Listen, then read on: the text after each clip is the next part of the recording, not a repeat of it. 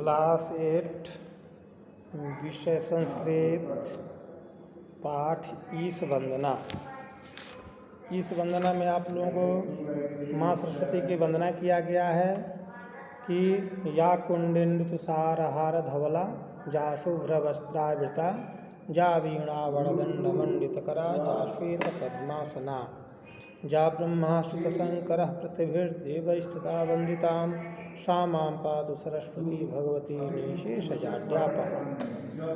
कोई भी ग्रंथकार जब ग्रंथ बनाने का प्रारंभ करता है तो उसके पहले वे मंगल कामना के साथ मांगलिक श्लोक या किसी अभिष्ट देवता या इष्ट देवी देवता का वे स्मरण करके उसका पूजन करके उसका वंदना करके ही आगे कार्यक्रम बढ़ाते हैं। इसलिए इसमें सबसे पहले सरस्वती देवी का ग्रंथकार जो हैं लेखक वे सरस्वती का ध्यान किए हैं, सरस्वती की वंदना किए हैं। इस श्लोक का ये वंदना का अर्थ है कि जा कुंदेन्दु सारहार धवला जा शुभ्र वस्त्रावृता। जो विद्या की देवी भगवती सरस्वती जो है वह कुंद के फल के समान, चंद्रमा के हिम राशि, शीतलता की राशि के समान, मोतियों के हार की तरह धवल वर्ण यानी सफ़ेद वर्ण की है, जो श्वेत वस्त्र धारण करती है, जिनके हाथ में वीणा दंड शोभायमान है, जिन्होंने श्वेत कमल पर आसन ग्रहण किया है। श्वेत या ब्रह्माष्टशंकर प्रतिभिर वे देवै सदा वंदिता। उस तरह के ब्रह्मा, शंकर, विष्णु सभी देवता उनकी पूजा करते हैं, वंदना करते हैं।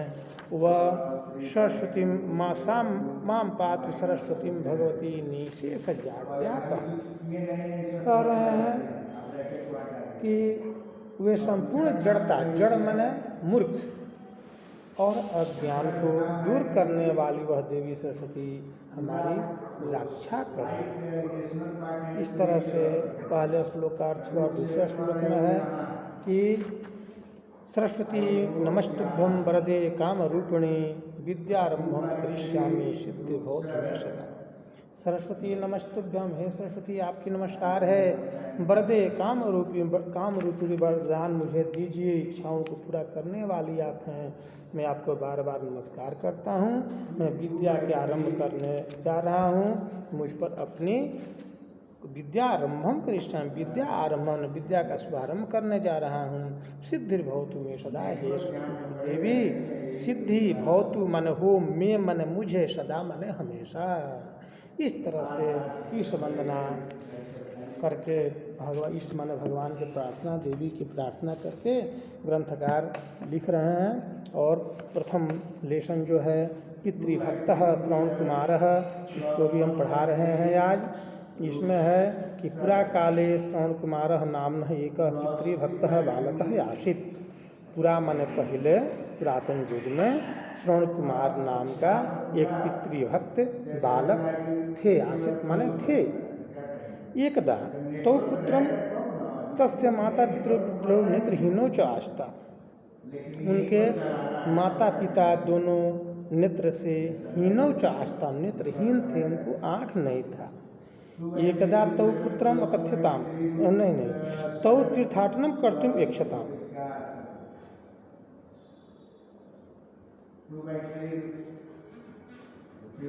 एकदा तो पुत्रम अकथ्यताम, एक बार उन पुत्र से कहे, वत्स किम त्वम आवाम तीर्थस्थलेषु नेष्यति, क्या तुम हमारे साथ तीर्थ स्थल को लेकर चल सकते हो।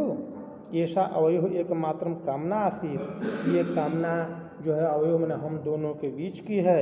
श्रवण कुमार तौ तीर्थाटन कर्तुम इच्छताम, वे तीर्थाटन करने को चाहते हैं।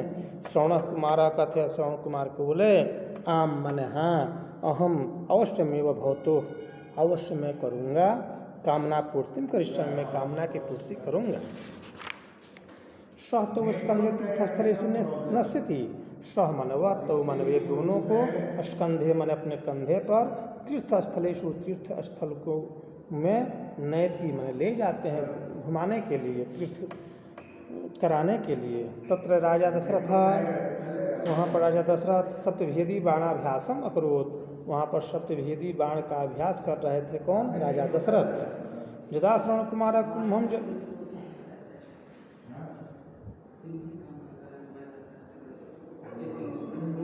यहाँ देखिए, कस्मिन् दिने ते भ्रमन्तः, एक दिन वे लोग घूम रहे थे अयोध्यायाम निकषा मैंने नज़दीक में सरजू तीरम आगच्छन, सरजू के तट पर वे पहुँच गए अपने माता पिता को उस कंधे पर लेकर के। श्रवणस्य माता पितृ पिपासितो आस्ताम, श्रवण के माता और पिता दोनों पानी से व्याकुल थे, पिपासा मैंने प्यासे थे। अतएव इसलिए जलम आने तुम जल लाने के लिए श्रवण कुमार जो हैं सरजू नद्या तटम आगच्छत, सरजू नदी के तट पर गए।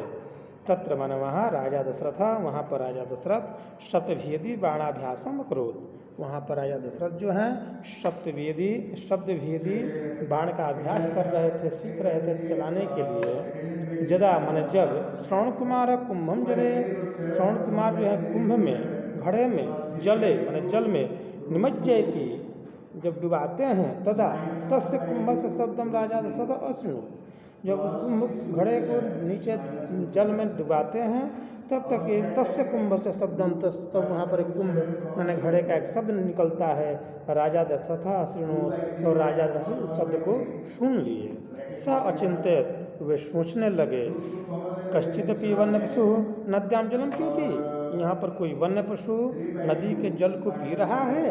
ये तक यह सुनकर चिंतितवा, चिंतन करने लगे, सोच करके शब्दभेदी बाणम अक्षिपत, वहाँ उसी नदी के जो श्रवण कुमार के तरफ शब्दभेदी बाण को मार दिए। बाणे न विद्या श्रवण कुमार आर्तनादम करोति स्म, बाण के विद्ध मैंने बाण लगने के बाद श्रवण कुमार जो है आर्तनादम करोति स्म, लगे चिल्लाने रोने लगे। 6 - 1 का मतलब 5 रूट 11, यही हुआ उसका आंसर। तस्य आर्तनादम श्रुत्वा राजा तत्र आगतः, उनके आवाज़ को सुनकर के राजा दशरथ जो हैं आ जाते हैं। कोशित्वम युवक कथमत्र आगतः, पूछ रहे हैं उस श्रवण कुमार से राजा दशरथ, कोशित्वम कह असित्वम, कौन हो तुम युवक, कथम अत्र, क्यों यहाँ आए हो, आगतः माने आए हो। अहम श्रवण कुमार स्वपितृभ्याम जलम आने तुम आगच्छम, श्रवण कुमार कहते हैं कि मैं श्रवण कुमार स्वपितृभ्याम अपने माता पितरों को जल लेने के लिए आया हूँ। तदा मन तब सर्वम वृत्तांतम राजानाम कथित्वा, सभी वृत्तांत को सभी बातों को राजा से कह करके श्रवण कुमार अमृत, श्रवण कुमार मर जाते हैं। आत्मग्लानि युक्त राजा दशरथ श्रवण से पितृभ्याम जलम नहीं, आत्मग्लानि से युक्त होकर के राजा दशरथ जो है, कारण के राजा दशरथ जो है आत्मग्लानि हुई कि हमने तो जानबूझकर मारा नहीं, हमने तो वन्य जीव को समझ करके बाण चला दिया, लेकिन अब करे तो क्या करे। राजा दशरथ जो हैं श्रवण कुमार के पिता के जल को लेकर के जाते हैं। तस्य पादचापम श्रुत्वा वृद्ध पिता अवदत्, तस्य पादचापम, जब उनके पिता जो हैं ये सोचते, उनके पैर के आवाज़ से समझ जाते हैं और बोलते हैं, भो पुत्र विलम्बे न कथम आगच्छत, हे पुत्र तुम कैसे विलम्ब कर दिए हो, कैसे आए हो, विलम्ब कर कहाँ विलम्ब हो गया।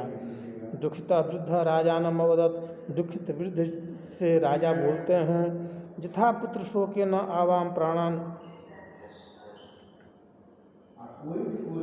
कथम करबद्ध राजा दशरथ तो सर्वम वृत्तांतम कहते हैं। करबद्ध मैंने प्रार्थना कर पूर्वक राजा दशरथ जो हैं तो सर्वम वृत्तांतम, सभी दोनों आदमी से सभी वृत्तांत बोलिए कि हमसे गलती हुई है, हमने शब्दभेदी बाण से उनको मार दिया है। स्वपुत्र से मरणम विज्ञाय तो विलापम अकुरुताम, और अपने पुत्र के मरण को सुन करके दोनों आदमी विलाप करने लगे, कारण कि एक ही पुत्र थे और ये अंधा दोनों आदमी को कैसे सेवा की, इस तरह की भावना को सोचते हुए दोनों आदमी विलाप करने लगे। दुखित वृद्ध राजा नाम, दुखित वृद्ध जो है राजा से बोल दिए, यथा पुत्र शोक न आवाम प्राण अत्यजावह, जथा मन जिस प्रकार पुत्र के शोक से आवाम मने हम लोग प्राण त्यजावह प्राण को छोड़ रहे हैं, तथा वह मन उसी प्रकार तुमपि मन तुम भी पुत्र वियोगे मन पुत्र के वियोग में मृत्युम प्राप्स्यसि, मृत्यु को भी तुम प्राप्त हो जाओगे।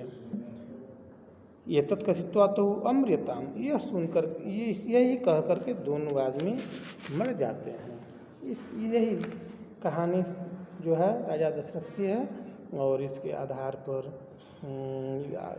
राजा दशरथ स्वतः इस तरह की गलतियां नहीं किए हैं, जानबूझ करके ये वन्य जीव को समझ करके बाण में मारे और इसमें इस तरह की घटना घट गई। खैर, तो इस तरह की